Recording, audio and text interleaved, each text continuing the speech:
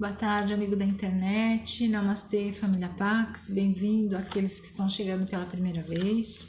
Este é um canal da Fraternidade Pax Universal, criado pela bem-amada Carmen Balesteiro, que é diretora espiritual há mais de 42 anos, com as atividades das orações pela cura e paz na Mãe Terra.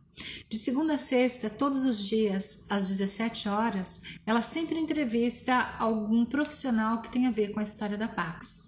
Hoje, a convidada é a bem-amada Marilu Martinelli, que vai estar falando sobre Felicidade Existe. A querida Marilu é escritora, conferencista internacional, consultora para a formação de educadores e gestores, gestores em valores humanos e também professora convidada da PUC São Paulo. Neste sábado, a Pax vai estar aberta e das 11 às 17 horas vamos estar fazendo a celebração de conexão com Mount Shasta. Este que é um período sagrado de peregrinação da família Pax sobre a montanha sagrada, porque aos 13 de fevereiro de 1988, a Carmen Balesteiro recebeu o primeiro convite de Mestre Saint Germain para retornar à montanha sagrada todo dia 13 de agosto de cada ano, a fim de receber orientações do plano espiritual e a agenda da Pax para aquele ano. Então hoje, neste sábado, estaremos com os voluntários da Pax, com os palestrantes, fazendo com a Carmen, o Bueno, fazendo essa celebração em reverência a Mestre Saint Germain e ao Monte Shasta.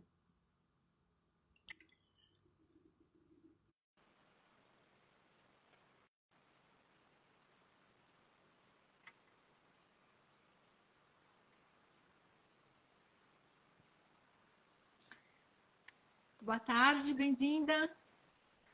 Obrigada, boa tarde. Eu não estou lhe vendo. Oh, que pena. Será que é a posição da câmera aqui? Não sei. Acontece muitas vezes.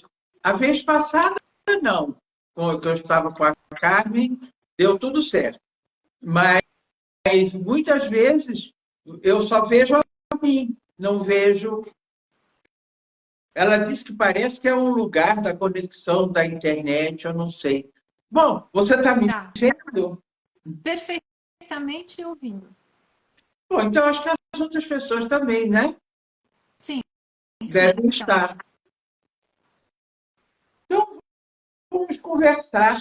Primeiro, boa tarde para você, boa tarde para todos da família Pax, para aqueles que estão conosco, para aqueles que virão e aqueles que vão assistir essa nossa conversa em outras plataformas da Pax. Nós hoje vamos falar sobre felicidade. Você vai dizer, nossa, um assunto tão vasto. É verdade. É um assunto muito vasto, muito complexo e, com certeza, um anseio humano que compartilhamos com a humanidade inteira, não importa que cultura seja, que religião tenha, que filosofia de vida tenha adotado, não importa. Felicidade é um anseio legítimo que a humanidade compartilha. Bom, o que é felicidade? O que é que nos faz feliz? É uma pergunta boa para a gente fazer para nós mesmos. O que é que me faz feliz?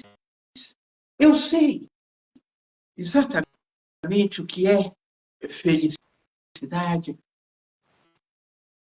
porque felicidade é muito facilmente confundido com alegria, com satisfação, com bem-estar. Mas a felicidade, o que é? Então vamos lá. O seu animalzinho de estimação, se ele estiver bem alimentado, se ele estiver recebendo carinho da família que resolveu ser tutor daquele animalzinho, que aquele carinho que ele recebe é constante, você diz, ele é um animal alegrinho, está tão feliz. Mas será que felicidade é isso? Felicidade é satisfação? É o bem-estar? Ou a felicidade tem níveis? E é facilmente confundido. Por exemplo, se eu comer bem num dia frio, comer um alimento que me dê um abraço, né? Aquela comida de conforto. Eu vou ficar satisfeita. Mas é felicidade isso? Então vamos ver. A felicidade tem um aspecto objetivo e um aspecto subjetivo e um aspecto transcendental. Vamos trocar isso em miúdos? Vamos lá. O que é o aspecto objetivo? Para ter felicidade, eu preciso ter uma base, um patamar em que eu esteja bem de saúde, que quem pode ser, pelo menos, alegre ou ter uma boa qualidade de vida antes de ser feliz, sentindo dores. Muito difícil, né? O bem-estar individual, o bem-estar coletivo é importante, como uma de felicidade objetiva. Como é importante que eu tenha uma casa, um abrigo contra as intempéries para viver, né? É necessário que eu tenha o que comer, o que vestir, que eu tenha um trabalho onde eu tenha não só os recursos para viver, mas que eu tenha, com o meu trabalho, a oportunidade de ser útil, de servir, o que me dá dignidade. Né? Todos nós temos direito intrínseco ao trabalho, à produção, não apenas para nós, ou para o bem-estar da nossa família, mas para o bem-estar da sociedade.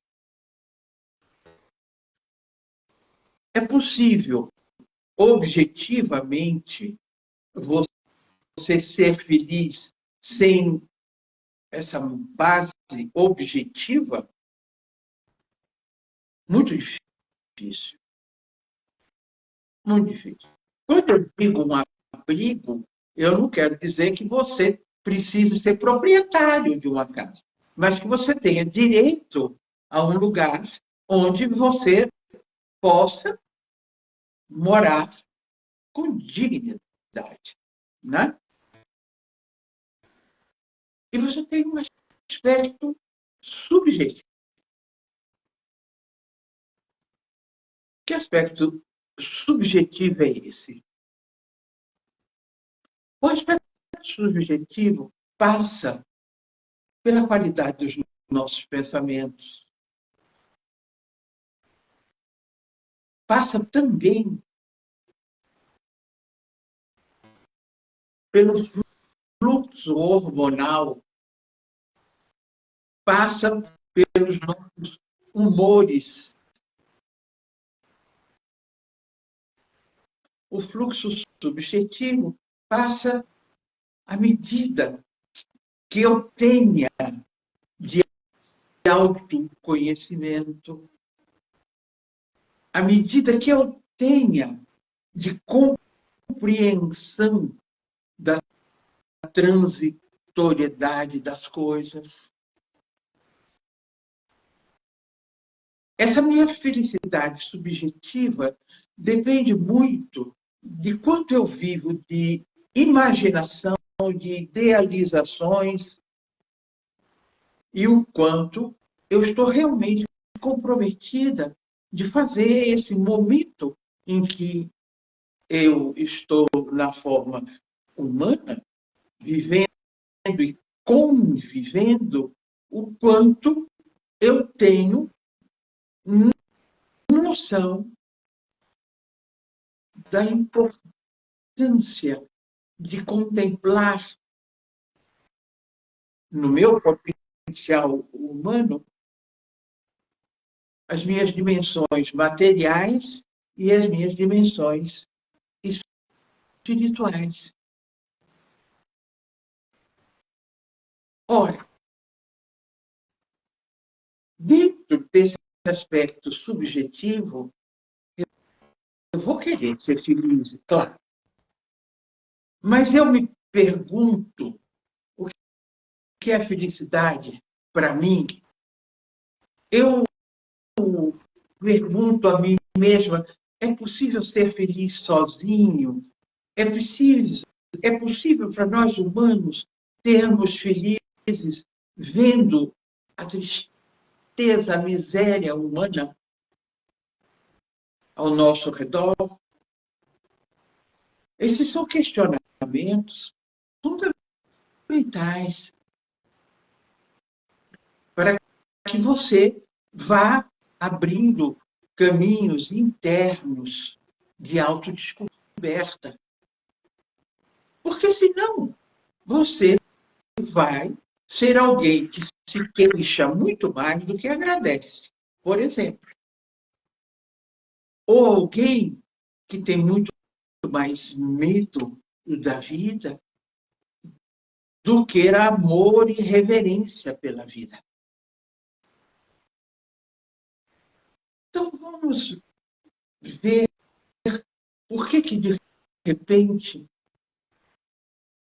agora atingiu o seu grau mais elevado, mas desde 1999, que a felicidade virou uma preocupação, por exemplo, da ONU, quando ela faz um levantamento e descobre que a felicidade podia ser medida, aferida, através de algumas premissas e encomendou uma pesquisa mundial.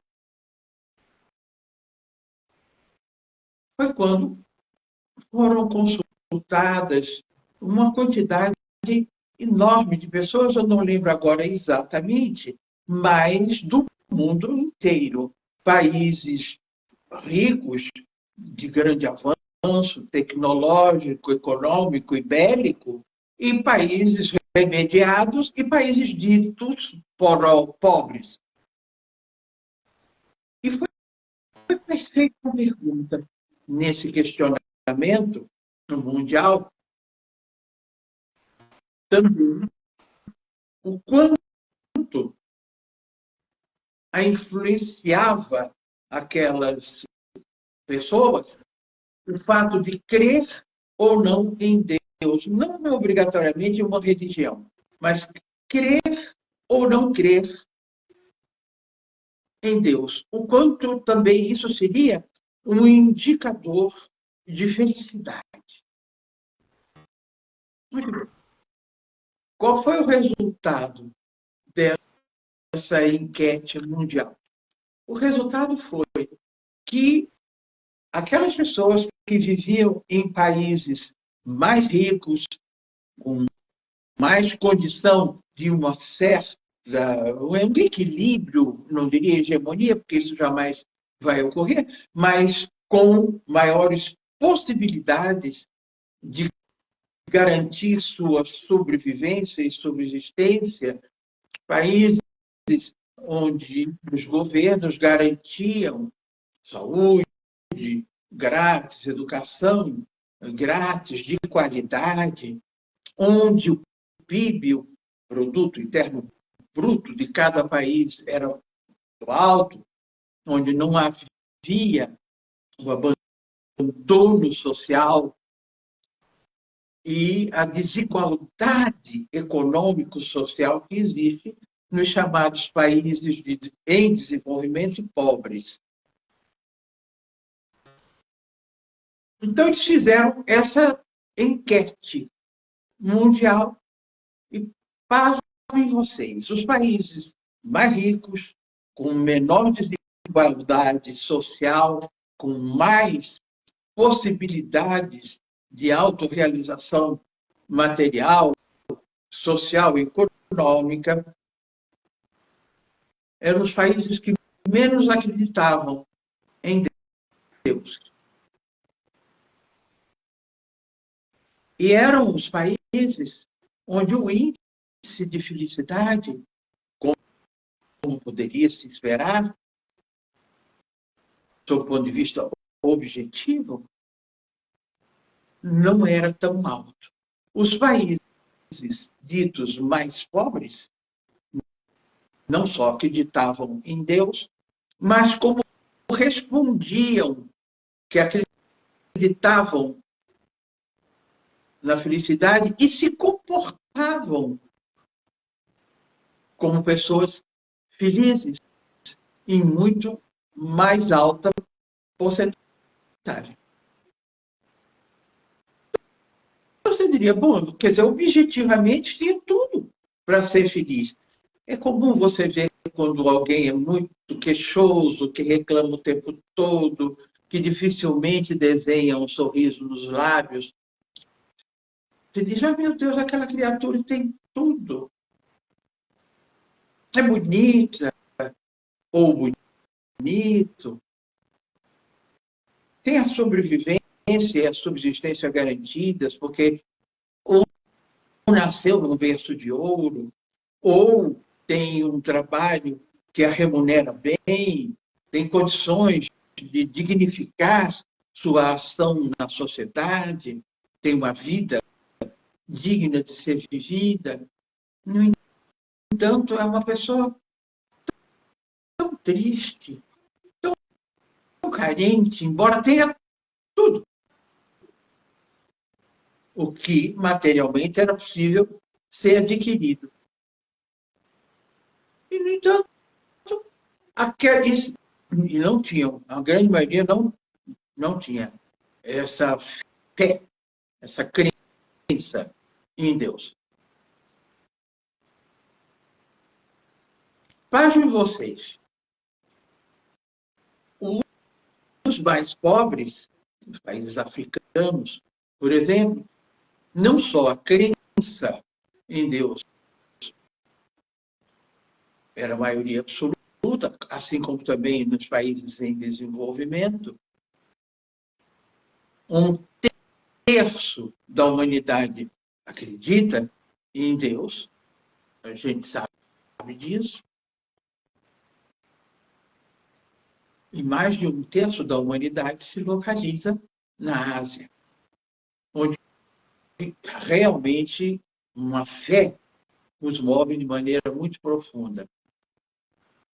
Pois bem, eram pessoas que viviam lutando para sobreviver cada dia, mal tendo o que vestir, o que calçar, tendo que atravessar quilômetros para poder atingir uma escola onde lhe fosse possível adquirir conhecimento, ser alfabetizado. Não estou nem falando em ensino superior, mas no básico. Eram pessoas mais felizes.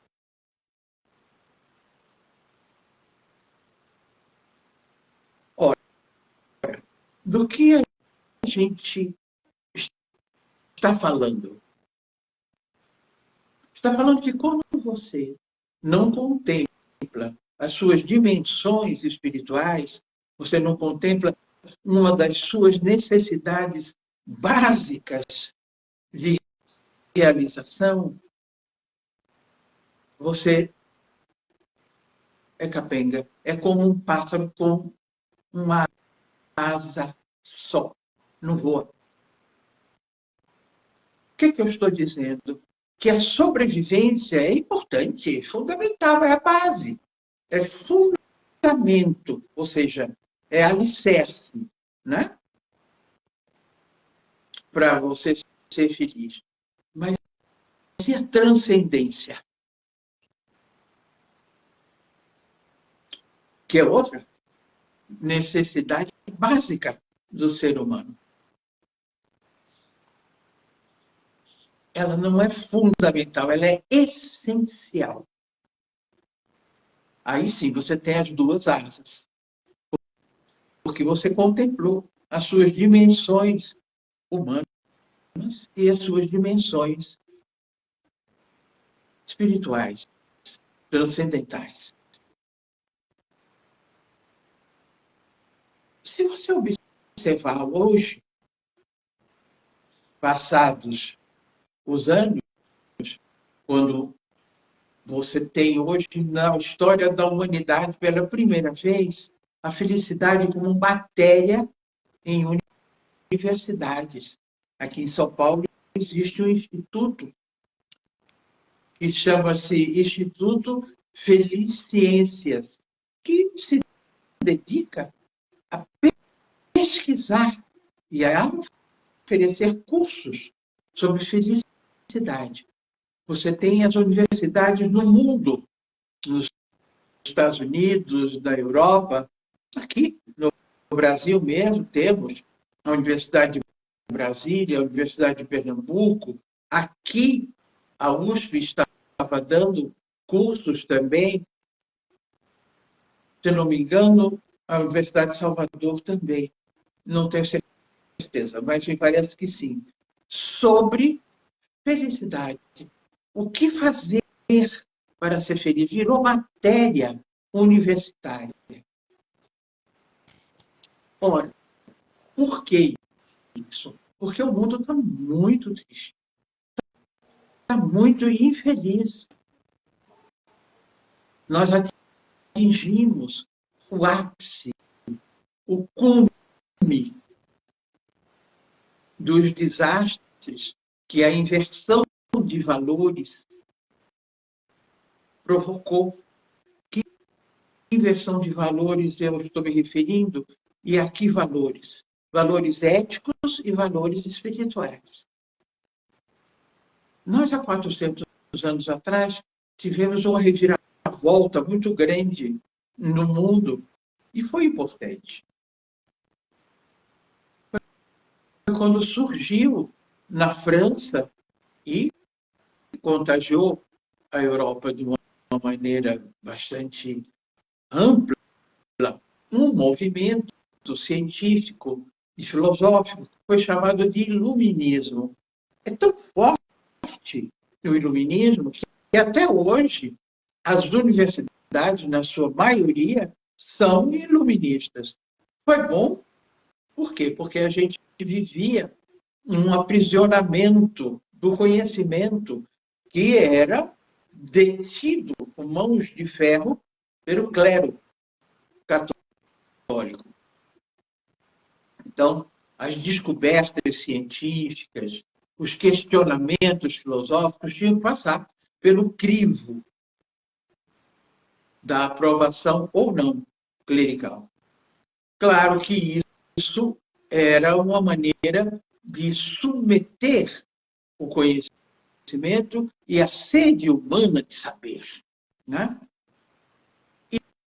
E esse movimento iluminista lutou contra isso e libertou realmente a ciência, teve um desenvolvimento muito grande, mas tirou Deus da sala de aula, por exemplo, e alimentou de uma maneira subreptícia, subliminar, uma certa descrença, como se você crendo em Deus, você não fosse tão inteligente assim.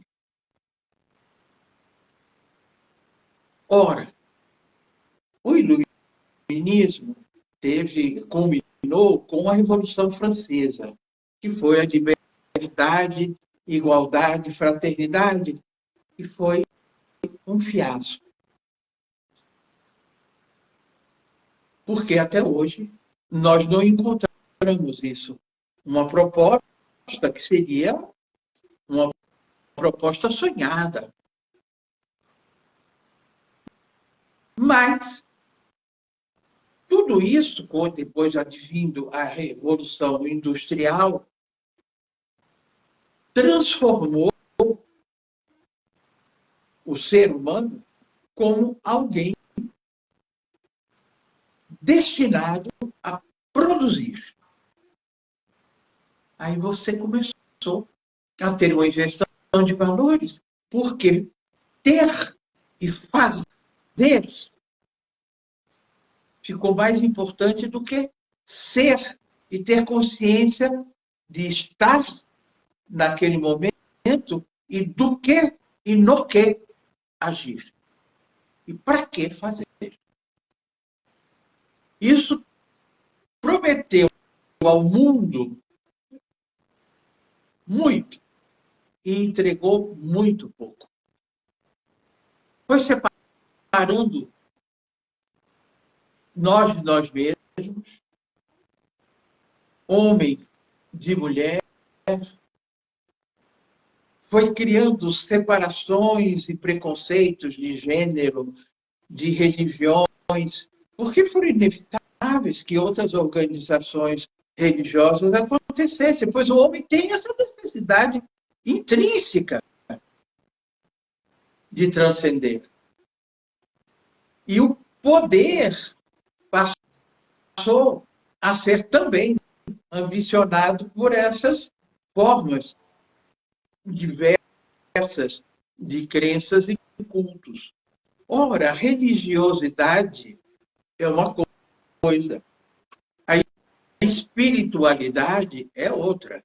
Todas as religiões são importantes e são forjadores de conhecimento, de saber, detentores de uma quantidade extraordinária de sabedoria, isso sem dúvida nenhuma, mas não podem ser utilizadas como um instrumento de poder, de limitação do anseio humano de saber, de ter contato com essa verdade que tem todas as respostas, né? Então, essa inversão de valores,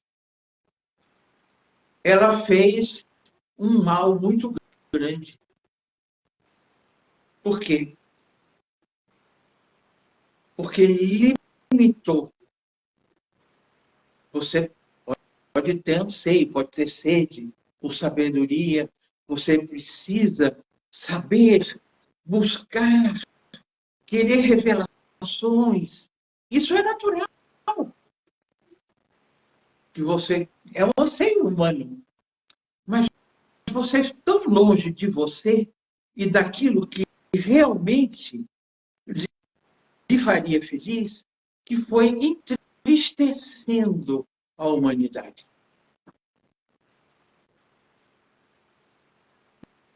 No início da nossa conversa, eu falei que a felicidade tem uma dimensão objetiva, né? Essa dimensão subjetiva nossa e a dimensão transcendental, que a gente pode chamar de epifania, que é a experiência que você tem de algo inexplicável à luz da razão. Que é quando a sua dimensão transcendente se apresenta.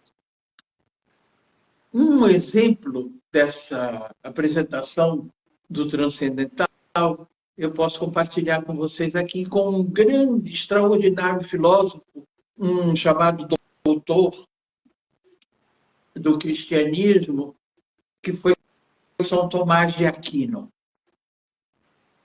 ele tinha o hábito de rezar a missa diariamente, e ele tinha um padre que o ajudava nesse ofício da missa.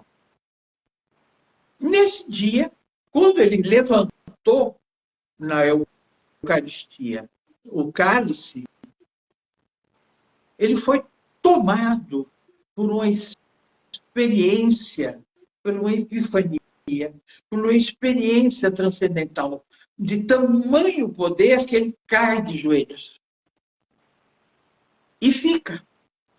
E o padre, que estava acostumado a ajudá-lo no ofício da missa, ficou espantado, porque ele estava lavado o seu rosto de lágrimas, de bem-aventurança, que é aquilo que os hindus chamam de Ananda, que é essa experiência transcendental que te traz uma plenitude, uma união de consciência com o divino, com o transcendente, com a origem. E esse padre ficou olhando para Santo Tomás de Aquino, e como ele não se movia em êxtase mágico, o padre disse: mestre, o senhor está bem? O que aconteceu? São Tomás se recompõe e diz: fique tranquilo, eu estou bem. Mas o que aconteceu, mestre? E Santo Tomás diz: o que me aconteceu, meu querido, não tem explicação. Mas foi algo tão poderoso e tão importante para mim, que diante disto que eu acabei de viver, todos os livros que eu escrevi perdem importância.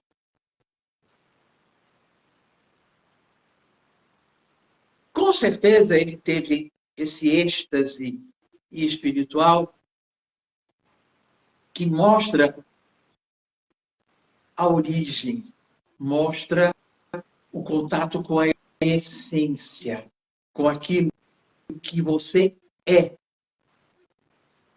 E aquilo que você é se revela naquilo que você está. Ou seja, é quando o seu ser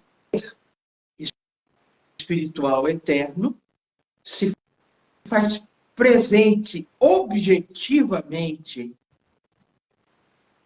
no seu ser transitório, no ser que você está. A experiência transcendental é altamente transformadora. Nada transforma mais. Você tem o exemplo disso em Saulo de Tarso, que a gente chama de São Paulo. Um príncipe hebreu, com dupla cidadania, pois tinha descendência pai e mãe de romanos, ele tinha dupla cidadania, conhecedor profundo da Torá, que é o livro sagrado hebraico, conhecedor profundo de grego, da filosofia grega, um homem muito culto, extremamente preparado, que perseguia os cristãos, os primeiros cristãos, porque naquela época existia muito fanatismo.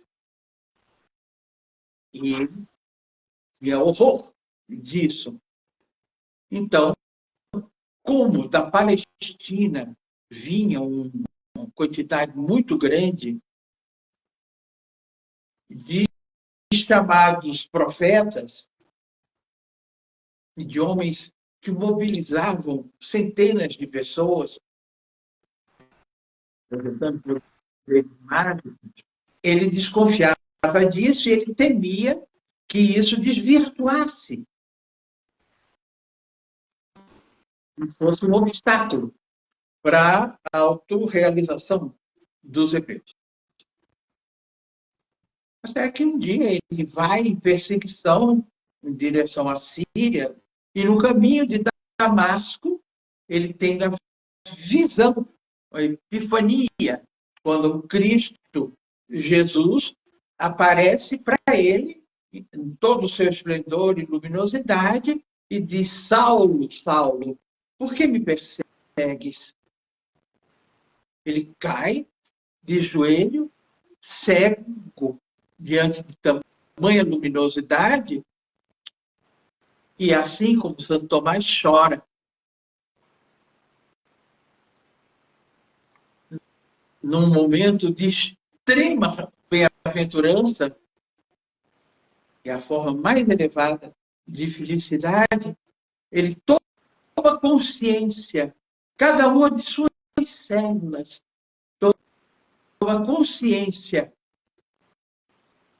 do quanto todo o arcabouço intelectual dele, que estava a serviço de uma determinada tradição religiosa e cultural, como ela era pequena diante da comprovação de quem ele realmente era em essência. Aí o Cristo diz a ele: vai, procura Ananias, ele vai te curar. Ele faz isso, procura Ananias, Ananias o cura, e ele transforma-se em Paulo, que quer dizer pequeno. Porque ele se sentiu, embora fosse um homem culturalmente extraordinariamente preparado e conhecedor extraordinário da tradição onde nasceu, que era o judaísmo, como ele se sentiu pequeno diante daquela experiência inexplicável, que é uma epifania, que é uma revelação, uma desvelação, é a retirada do véu de Maia, como dizem os hindus, e como diziam os egípcios, né? Rasgar o véu de Ísis.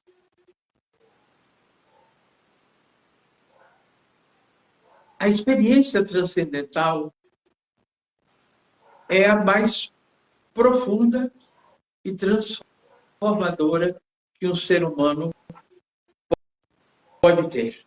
Por quê?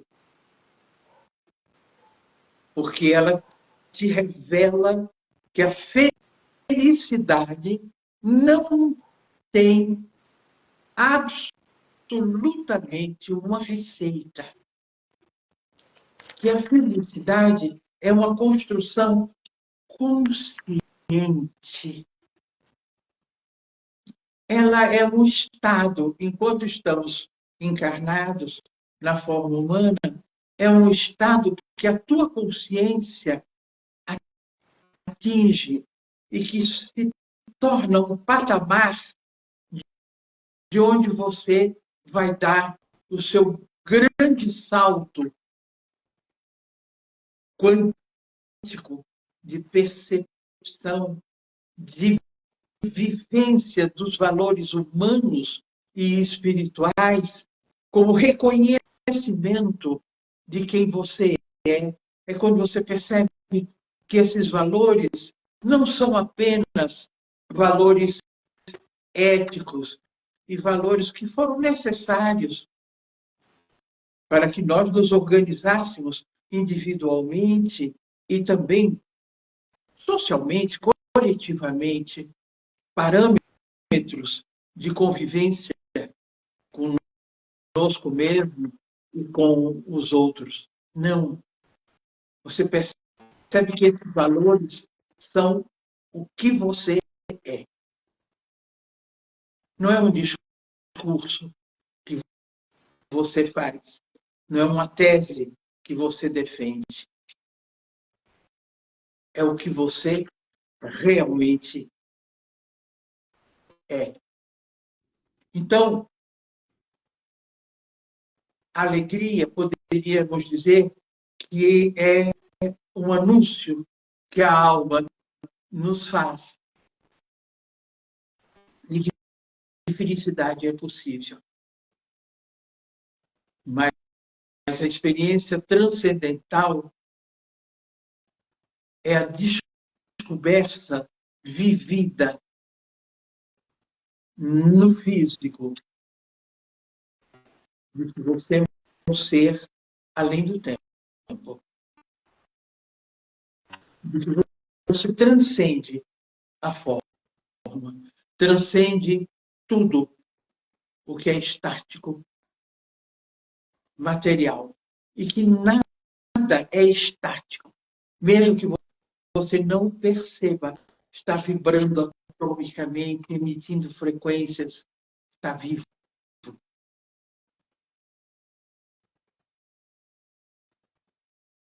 Felicidade, como eu disse a vocês há pouco,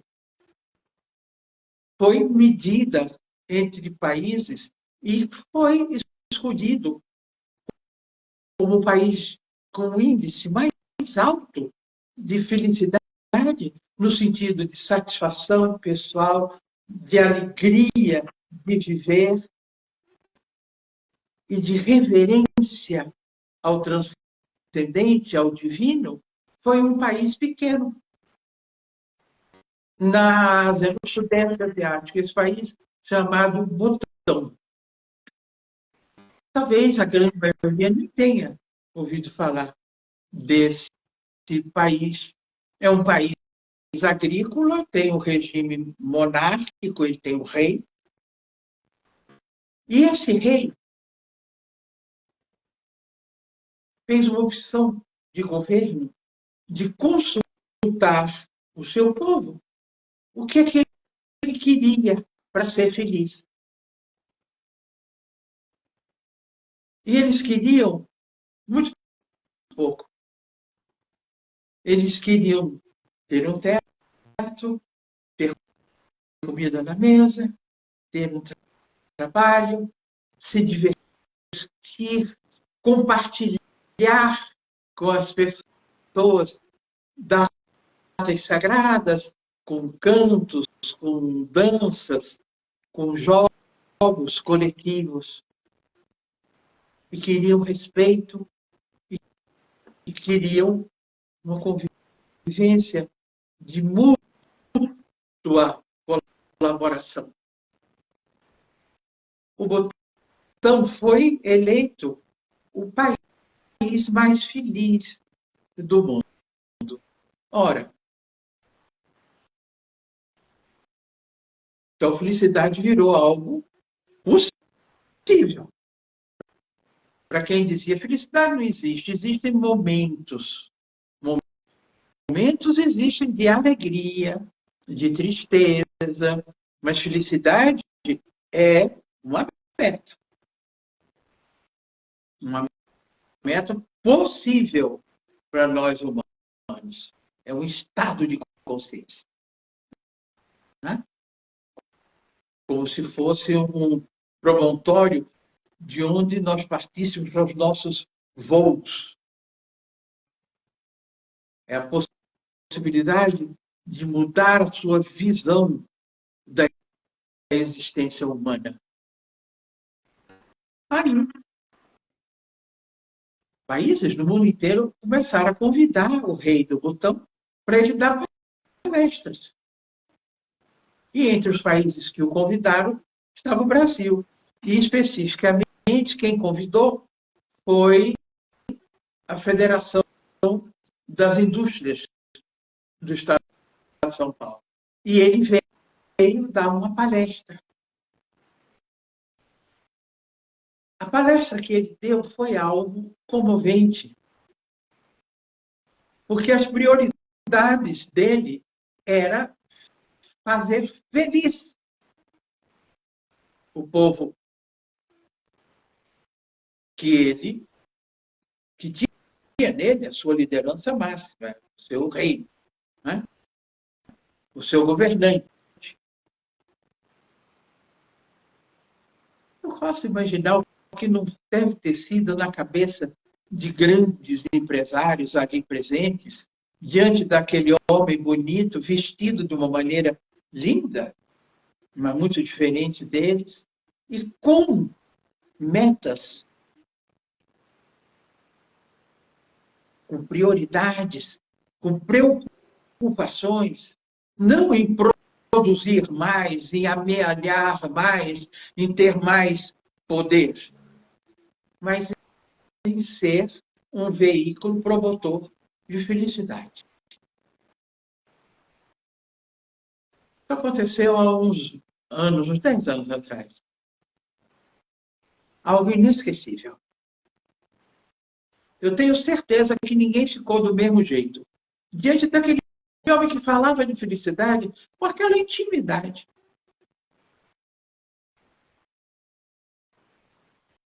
Por quê? Porque ele a vivia. Ele a experimentava em todos os momentos de sua vida. Hoje, nós estamos querendo explicar felicidade. Como a felicidade não é para ser explicada. Ela é para ser adquirida. É um estágio de consciência. Então, não importa você dar cursos sobre felicidade. Isso não vai resolver. Esses cursos deveriam oferecer a possibilidade de abertura de consciência que localizasse a razão como um elemento importantíssimo, mas que não tem todas as respostas. E que, na história da humanidade, desde o início das organizações, dos pequenos núcleos sociais, começando pela formação da família e tudo mais,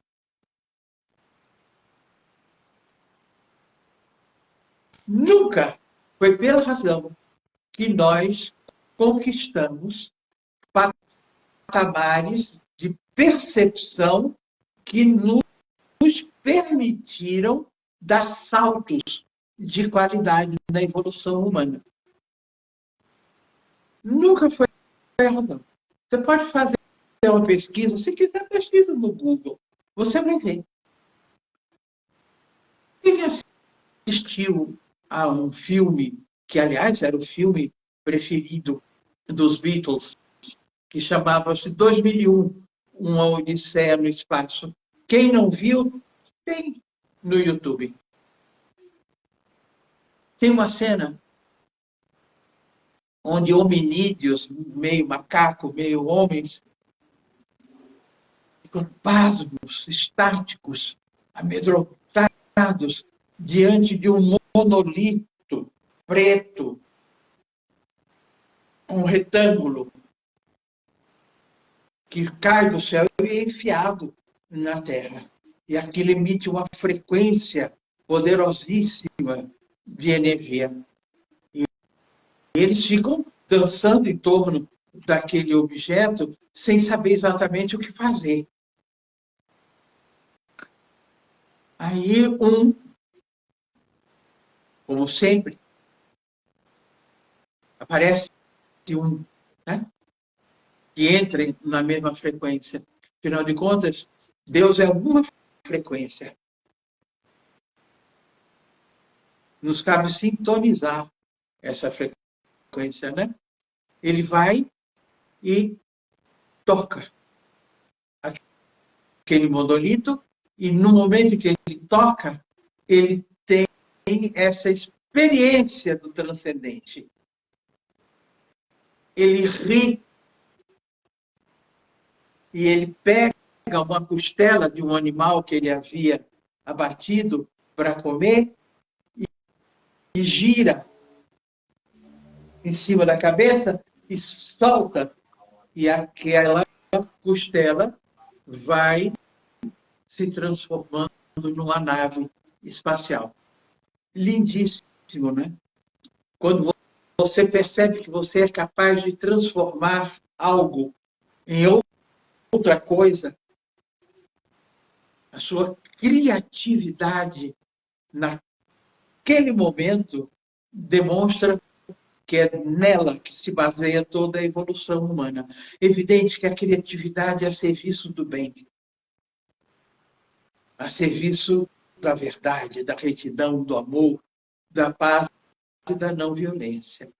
Eu citei esse episódio de 2001, Odisseia no Espaço, porque ele é muito elucidador.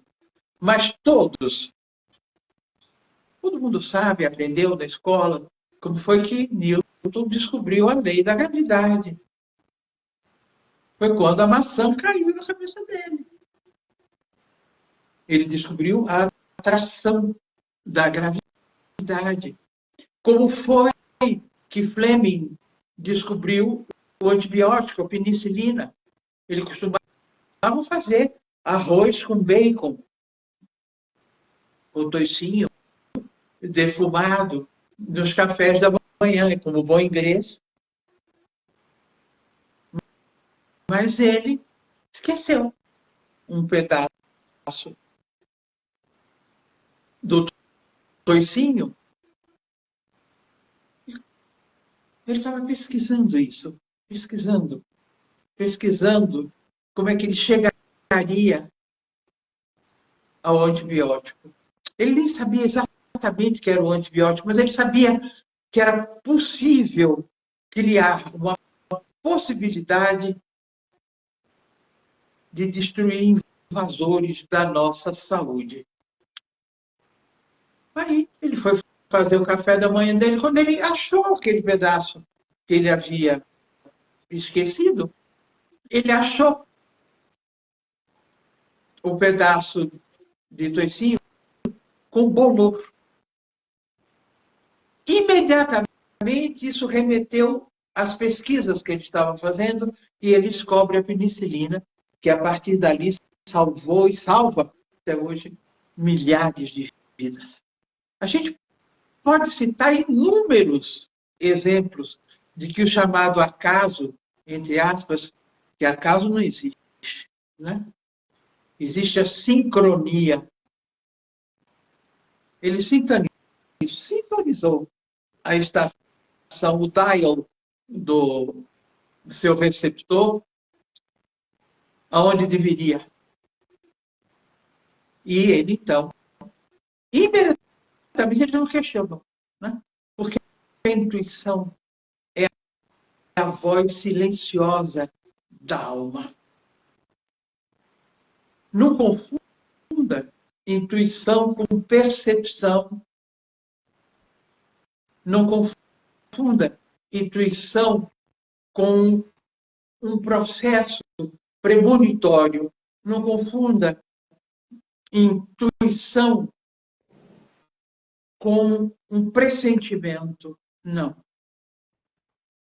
A intuição é a compreensão imediata, total, de alguma coisa e é inquestionável. Um pressentimento pode ser bobagem, é coisa da minha cabeça. Mas a intuição verdadeira, você vai e segue. Porque todo o teu ser, celularmente, sabe que é. Marilu, nós temos 4 minutinhos restantes. Tá, obrigada. O que eu quero dizer com isso? Todas as vezes que nós negamos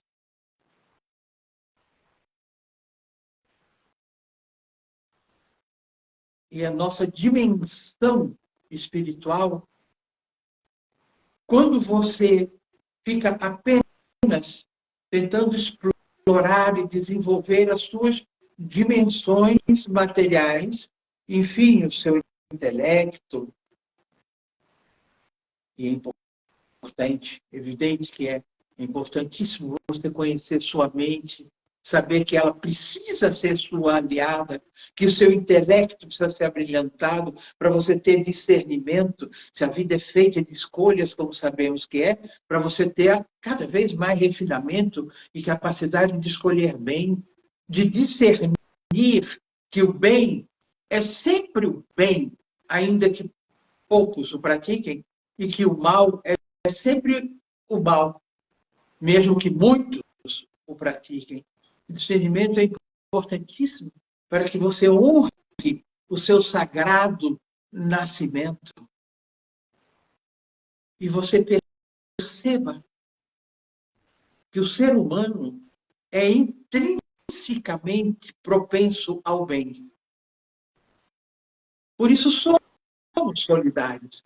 Ainda que muitas pessoas digam, nossa, não é a indiferença, é muita maldade no mundo. Claro, nós vivemos na manifestação e o universo se manifesta na sua dualidade. É sempre bem, mal, luz, treva, mas não se esqueça que a luz nasce das trevas. Assim como bem e mal convivem. O discernimento é fundamental porque você tem que escolher a quem você serve.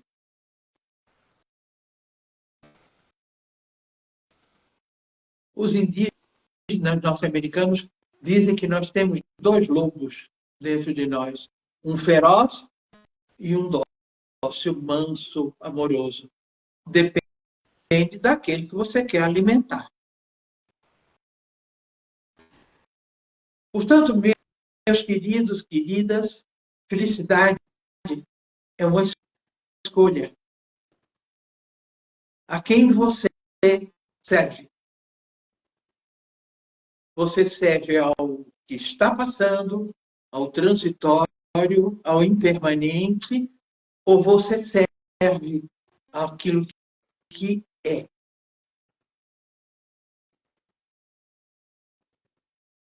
Que não tem. Encerramos, Maria. Nosso tempo chegou ao limite. O quê? Nosso tempo encerrou. Eu vou encerrar. Só queria dizer que não desista, viu? Felicidade é possível. Felicidade existe. Parabéns a você, que nunca desistiu de vivê-la na sua plenitude. Muito obrigada. Até uma outra oportunidade. Gratidão. Namastê, família Pax.